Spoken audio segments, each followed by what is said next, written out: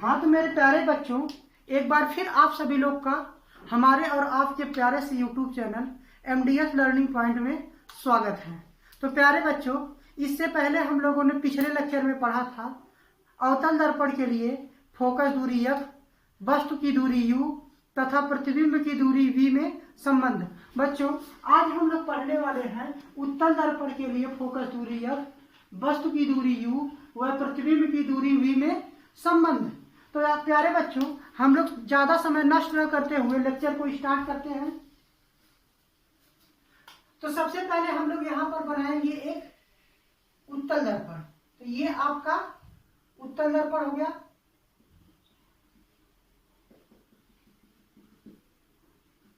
ये मुख्य अक्ष है। मुख्य अक्ष पर बच्चों ये क्या है, यहां से हम लोग फोकस दूरी और यहां पर ले लेते हैं हम लोग वक्रता त्रिज्या। अब बच्चों, हम लोग यहां पर एक वस्तु रखते हैं।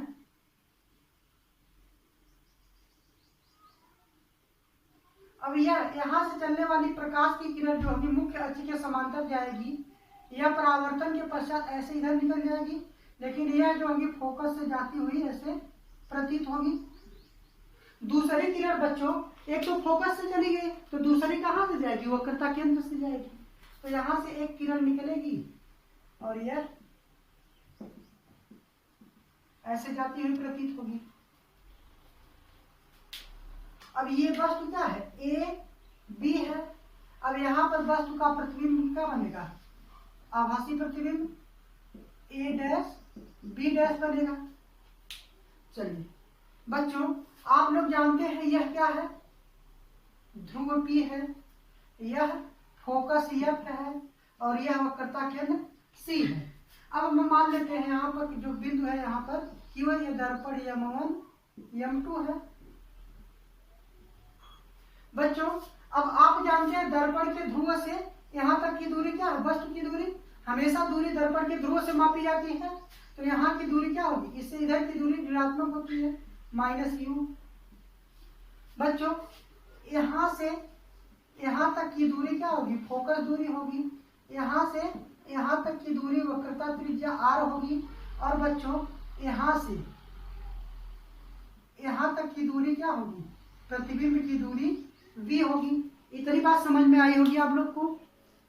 चलिए, तो इसमें हम दो लाइन लिखेंगे सबसे पहले फिगर बनाने से पहले। माना एक उत्तल दर्पण M1 M2 है, जिसकी फोकस दूरी F, वक्रता केंद्र C है तथा दर्पण के ध्रुव से वस्तु की दूरी U, प्रतिबिंब की दूरी V और फोकस दूरी F है। ठीक, इतनी बात समझ आई होगी आप लोग को। अब यहाँ पर हम लोग करते क्या हैं, अब हमको यहाँ चार त्रिभुज मिल रहा है। एक त्रिभुज मिल रहा है ABC, एक मिल रहा है A', एक दूसरे के समरूप दिख रहे हैं। तो हम लोग क्या करेंगे, इसको समरूप सिद्ध कर दें।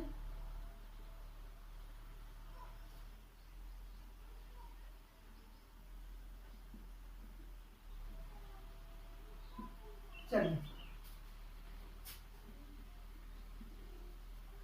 तो हम लोग लेते हैं त्रिभुज ABC व A', B', C में।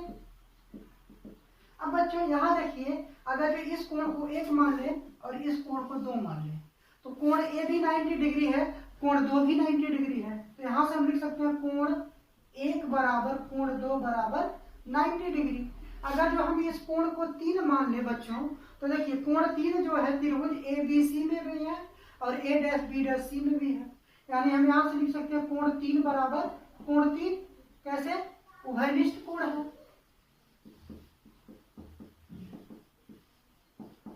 कोण है। चलिए, अब बच्चों आप जानते हैं अगर जो किसी भी त्रिभुज के दो कोण आपस में बराबर होते हैं तो वह त्रिभुज क्या होता है, उस त्रिभुज का तीसरा कोण अपने आप बराबर हो जाता है। अगर दो बराबर है तो तीसरा अपने आप बराबर हो जाता है। और जब तीनों कोण बराबर हो जाते हैं तो वह त्रिभुज क्या होता है, समरूप सिद्ध हो जाता है। यानी त्रिभुज ABC और A', B', जो है यह क्या होगा, आपस में समरूप होगा। तो हम यहाँ से लिख सकते हैं कि त्रिभुज अतः त्रिभुज ए बी सी समरूप है त्रिभुज ए डैश बी डैश सी के। आप जानते हैं कि अगर जो कोई दो त्रिभुज आपस में समरूप हैं तो उनकी संगत भुजाओं का अनुपात आपस में बराबर होगा। तो त्रिभुज ए बी सी और ए डैश बी डैश सी के संगत भुजाओं का अनुपात आपस में बराबर होगा। तो हम यहाँ से देखते हैं कि इसकी एक संगत भुजा ए है, इसके संगत इसकी भुजा ए है, तो क्या हो जाएगा ए बी बटे ए डैश बी डैश बराबर। अब देखिए इस त्रिभुज की एक संगत भुजा क्या है B B dash B B dash. हाँ एक मिनट, इस बड़े वाले त्रिभुज में लेंगे तो इसकी एक भुजा क्या है बी सी है। अब बटा इस त्रिभुज की संगत भुजा बात करें हम इसकी तो हो गई बी सी, अब इसकी क्या हो जाएगी बी डैश सी हो जाएगी। इसको हम लोगों ने समीकरण एक मान लिए। अब हम बात करते हैं यहाँ पर एक त्रिभुज क्या है पी क्यू एफ है और एक त्रिभुज ए डैश बी डैश एफ है। तो हम लोग लिखेंगे त्रिभुज पी क्यू एफ व त्रिभुज ए डैश बी डैश एफ में। अब बच्चों यहां से देखें अगर जो हम ये वाला कोण जो लिए हैं 2 और ये वाला कोण हम लोग मान लें 4। अब देखिए अगर जो ये भी लगभग सीधा होगा क्योंकि इसकी जो है द्वारक बड़ा होता है तो ये सीधा मान लेते हैं हम लोग। जब सीधा होगा तो ये भी क्या होगा 90 डिग्री का, ये भी 90 डिग्री का। तो कोण 2 बराबर कोण 4 बराबर 90 डिग्री। अब बच्चों इसको अगर जो हम मान लें कोण 5 है तो बताइए कोण 5 जो है त्रिभुज पी क्यू एफ में भी है और ए डैश बी डैश एफ में भी है। तो क्या हो जाएगा कोण 5 बराबर कोण 5 कैसे उभयनिष्ठ कोण है, उभयनिष्ठ कोण है। इतनी बात समझ आई होगी। अब बच्चों अगर जो किसी त्रिभुज के 2 कोण आपस में बराबर हो जाएं तो तीसरा कोण अपने आप बराबर हो जाता है और जब तीनों कोण बराबर हो जाएंगे तो वह त्रिभुज क्या हो जाएगा समरूप हो जाएगा। अतः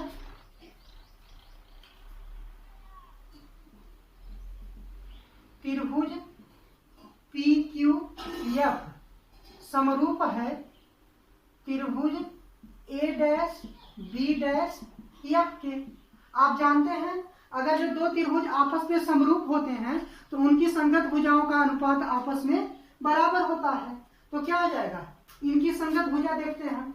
अब देखिए इसकी संगत भुजा सीधी है तो क्या हो जाएगा पी क्यू हो जाएगा पी क्यू। अब बट्टा इसकी संगत भुजा ए डैश बी डैश हो गया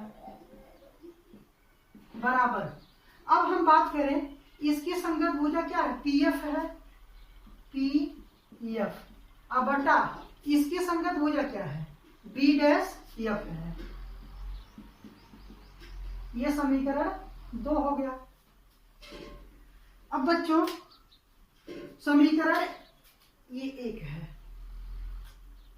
अगर हम समीकरण 1 व 2 से देखें इसको मत मानिए अभी समीकरण 2। ये देखिए बच्चों ये जो पी क्यू है यानी यहां से यहां तक की गई इस दूरी के बराबर होगी क्योंकि ये दोनों रेखाएं आपस में समांतर हैं और समांतर रेखाओं के बीच की दूरी जो होती है प्रत्येक जगह बराबर होती है। तो यहाँ पर हम लिख सकते हैं कि पी क्यू बराबर ए बी, यानी आप पी क्यू के स्थान पर ए बी लिख सकते हैं। तो यहाँ से हम लिख देंगे ए बी बटा ए डैश बी डैश बराबर पी एफ बटा बी डैश एफ समीकरण 2। अब अगर जो समीकरण 1 और 2 से हम लोग देखें समीकरण 1 व 2 से, तो समीकरण 1 व 2 में क्या होता है, क्या है, इसका बायां पक्ष आपस में बराबर है तो ये दायां पक्ष भी आपस में क्या होगा, बराबर होगा। अब जब दायां पक्ष तो हम लिख लेते हैं यहाँ से बी सी बट्टा बी डैश सी बराबर इसका पी एफ बट्टा बी डैश एफ हो जाएगा। अब बच्चों अगर जो हम बात करें बीसी की, बीसी का मान हमको नहीं पता है कि यहाँ से यहाँ तक की दूरी कितनी है, क्योंकि हमको पता है यहाँ से यहाँ तक की दूरी माइनस यू है, यहाँ से यहाँ तक की दूरी क्या है वी है, और यहाँ से यहाँ तक की दूरी एफ है, स्मॉल एफ फोकस दूरी, और यहाँ से यहाँ तक की दूरी क्या है आर है। लेकिन ये दूरी हमको नहीं पता है, तो इस दूरी को हम दो भाग में ऐसे लिख दें, पीबी धन पीसी। तो इधर ये दूरी हमको पता माइनस यू और ये दूरी हमको पता है आर। तो हम लिख सकते हैं बीसी बराबर पीबी धन पीसी। आई बात समझ में। अगर जो हम बात करें यहाँ बी डैश सी यानी बच्चों हमको यहां से यहां तक की दूरी नहीं पता है। देखिए हमको यहां से यहां तक की दूरी नहीं पता है ना, क्योंकि हमको ये दूरी तो पता है, ये दूरी पता है, ये दूरी पता है, लेकिन यहां से यहां तक की दूरी नहीं पता है। तो अगर जो हम निकालना चाहें बी डैश सी तो हम क्या कर दें, इस पूरा हम क्या ले लें, पीसी ले लें, पीसी में से हम माइनस क्या कर दें, पीसी में से हम घटा दें, हमको चाहिए ये दूरी, तो पीसी माइनस पीबी डैश, तो हमको क्या मिल जाएगा, बी डैश सी मिल जाएगा। अगर इतनी दूरी में से हम इतना दूरी काट दें तो ये दूरी तो मिलेगी, इस दूरी में से इतना निकाल दें तो क्या आ जाएगा, पी बी डैश। अब बच्चों पी एफ तो हमको पता ही एफ है। अब देखते हैं बी डैश एफ। अगर जो बच्चों हमें बी डैश एफ निकालना हो इतनी दूरी तो पता तो है नहीं, हम क्या पी एफ पूरा ले लें और पी एफ में से ये घटा दे पी बी डैश, तो हमको ये दूरी पता चल जाएगी। इतना दूरी में इतनी बड़ी लकड़ी है, इसमें से ये काट देते यही तो बचेगी। तो बच्चों क्या हो जाएगा, बराबर P F minus P B dash, P F minus P B dash. चलिए अब ये सारा मान उठाकर हम क्या करें, इसमें रख दें, तो रखेंगे तो क्या हो जाएगा, इसकी जगह पर बीसी की जगह पर क्या हो जाएगा, PB plus PC, PB plus PC, अब बट्टा बी डैश सी के स्थान पर क्या हो जाएगा, पीसी माइनस पीबी डैश बराबर पीएफ का मान हमको पता ही है, पीएफ बट्टा बी डैश एफ का मान कितना है, पीएफ माइनस पीबी डैश। इतनी बात समझ आई बच्चों। अब सबका मान रख दीजिए। अब देखिए पीबी का मान कितना, पी बी यही है, इसका मान माइनस यू है, माइनस यू, यहाँ प्लस है पीसी, पी सी ये क्या है, यहां से यहां तक की दूरी आर है, तो यहाँ आर करिए, और बटा पीसी, पी सी ये भी क्या है आर है, माइनस लगाइए, पीवी डैश से क्या प्रतिबिंब की दूरी वी है, बराबर पीएफ ये फोकस दूरी एफ है, बटा पीएफ ये भी क्या है F, PV dash P B dash क्या है, प्रतिबिंब की दूरी वी है। इतनी बात समझ आई होगी आप लोगों को। चलिए बच्चों आप एक फार्मूला पढ़े होंगे, एफ बराबर आर बट्टा 2।